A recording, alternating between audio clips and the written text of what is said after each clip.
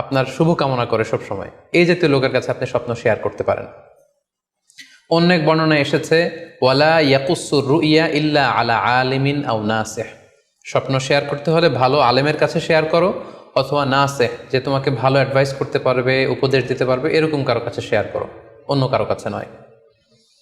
সুনানে তিরমিজিতে এ ব্যাপারে একটি বাব রচনা করা হয়েছে, যে বাবু লা তাকুসুর রুইয়া ইল্লা আলা আলিম আও নাসিহ, আলেম বা শুভাকাঙ্ক্ষী নসিহতকারী ছাড়া কারো কাছে স্বপ্ন শেয়ার করা যাবে না। এর কারণ হচ্ছে, আমরা আগেই বলেছি যে আপনি স্বপ্নে যদি ভালো কিছু দেখে থাকেন, এটা এমন কারো কাছে যদি শেয়ার করেন যে আপনাকে পছন্দ করে না, তাহলে আপনি হিংসার শিকার হতে পারেন। সেক্ষেত্রে আমরা সূরা ইউসুফের 5 নম্বর আয়াতের কথা খেয়াল করতে পারি, যেখানে ইউসুফ আলাইহিস সালাম বলেছিলেন যে ইয ক্বালা ইউসুফু লি আবিহি ইয়া আবাতি ইন্নী রাআইতু আহাদা আশারা কাওকাবান ওয়াশ শামসা ওয়াল কমারা রাআইতুহুম লি সাজিদিন ক্বালা ইয়া বুনাইয়া লা তাকসুস রুইয়াকা আলা ইখওয়াতিকা ফায়াকিদু লাকা কাইদা।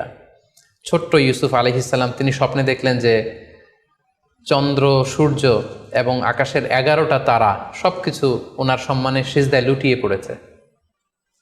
তো ইয়াকুব আলাইহিস সালাম ওনার ছেলেকে বললেন যে বাবা ইউসুফ, খবরদার, সাবধান, এই স্বপ্নের কথা তুমি তোমার ভাইদেরকে বলতে যেও না। যদি তুমি তোমার ভাইদের সাথে এই চমৎকার স্বপ্নের কথা শেয়ার করো, তাহলে ফায়াকিদু লাকা কাইদা, তারা তোমাকে নিয়ে হিংসা করবে, ষড়যন্ত্র করবে। তাহলে আমরা বুঝলাম যে যার তার কাছে চাইলে আমরা স্বপ্ন শেয়ার করতে পারবো না, বরং এক্ষেত্রে বুঝে শুনে সাবধানে শেয়ার করতে হবে। এক্ষেত্রে মুস্তাদরেকে হাকিমে একটি চমৎকার হাদিস উল্লেখ হয়েছে, সেটি হচ্ছে কেন যে কারো কাছে স্বপ্ন শেয়ার করা যাবে না, করলে সমস্যা কি। সেক্ষেত্রে বলা হয়েছে যে ফাইন্না রুইয়া তাকাউ আলামা তুআব্বার, অর্থাৎ স্বপ্নের ব্যাখ্যা তেমনই হয়ে থাকে যেমন এটার ব্যাখ্যা করা হয়। এই ব্যাপারটা কিন্তু সাধারণ কোনো কথা নয়।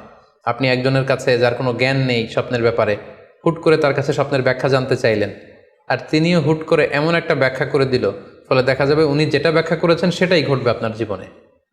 সো স্বপ্নের কথা যে কারো কাছে বলতে নেই। ফাইন্না রুইয়া তাকাউ আলামা তুআব্বার, কেননা স্বপ্নের ব্যাখ্যা তেমন হয়ে থাকে যেমন এটার ব্যাখ্যা করা হয়। সো ব্যাখ্যা যদি কেউ করতে চান, আপনি ভালো ব্যাখ্যা করবেন, জেনে শুনে বুঝে তার শুভাকাঙ্ক্ষী হয়ে সুন্দর ব্যাখ্যা করবেন, কেননা খারাপ কোনো ব্যাখ্যা করে দিলে সেই ব্যাখ্যাই হয়ে যেতে পারে। স্বপ্নের কথা কেন যে কোনো মানুষের কাছে শেয়ার করতে নেই, তার কারণ হিসেবে আমরা সুনানে দারমির একটি হাদিসকে এখানে উল্লেখ করতে পারি, যে হাদিসটিকে ইবনে হাজার আল আসকালানি উনি ওনার ফাথুল বারিতে হাসান বলে উল্লেখ করেছেন। আল্লাহ রাসূল সাল্লাল্লাহু আলাইহি ওয়াসাল্লামের কাছে মদিনাতে প্রায় একজন নারী এসে স্বপ্নের ব্যাখ্যা জানতে চাইতেন। সে নারী বলতেন যে ইয়া রাসূলুল্লাহ, আমি প্রায় স্বপ্নে দেখি যে আমার ঘরের একটি পিলার ভেঙে গিয়েছে এবং আমি অন্ধ সন্তান প্রসব করেছি। এই নারীর স্বামী ছিল ব্যবসায়ী এবং সারা বছর ব্যবসার কারণে বিভিন্ন জায়গায় তিনি ঘুরে বেড়াতেন, এবং যখন ফিরে আসতেন যাওয়ার সময় তিনি স্ত্রীকে প্রেগনেন্ট অবস্থায় রেখে যেতেন, অর্থাৎ গর্ভবতী, আর এই বাচ্চাকে পেটে নিয়ে এই নারী সবসময় এই স্বপ্ন দেখতে থাকতেন। তো রাসূল সাল্লাল্লাহু আলাইহি ওয়াসাল্লাম স্বপ্নের ব্যাখ্যা বললেন, তুমি চিন্তা করো না, তোমার স্বামী সহি সালামতে ফিরে আসবে এবং তুমি সুন্দর সন্তান প্রসব করবে, ভালো সন্তান। এভাবেই চলছিল, যতবার তার স্বামী ফিরে আসে, সুস্থভাবে ফিরে আসে এবং সে সুন্দর সন্তান জন্ম দিচ্ছিল। হঠাৎ একবার সে নারী আল্লাহ রাসূল সাল্লাল্লাহু আলাইহি ওয়াসাল্লামের বাসায় এসে দেখলেন যে আল্লাহ রাসূল সাল্লাল্লাহু আলাইহি ওয়াসাল্লাম ঘরে নেই। আম্মাজান আয়েশাকে তিনি বললেন যে আমি সবসময় এরকম স্বপ্ন দেখি।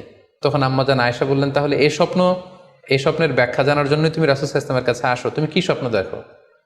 তখন সে নারী আম্মাজান আয়েশার কাছে খুলে বললেন যে আমি স্বপ্নে দেখি যে আমার ঘরের একটি পিলার ভেঙে গিয়েছে আর আমি একটি অন্ধ সন্তান প্রসব করেছি। একথা শুনে আম্মাজান আয়েশা রাদিয়াল্লাহু তাআলা আনহা অবাক হয়ে গেলেন। তিনি বললেন, তাই নাকি?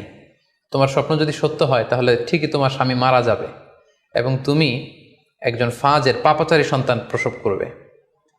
ঠিকই দেখা গিয়েছিল, তার পরের বছর তার স্বামী যখন আসলো, জীবিত আসতে পারেনি, তার স্বামী ইন্তেকাল করেছিল এবং এই নারী যে সন্তান প্রসব করেছিল সেটি ছিল একটি পাপাচারী সন্তান। তো এই ঘটনা আল্লাহ রাসূল সাল্লাল্লাহু আলাইহি ওয়াসাল্লাম শুনে আম্মাজান আয়েশাকে বললেন, আয়েশা, তুমি এটা ঠিক করোনি।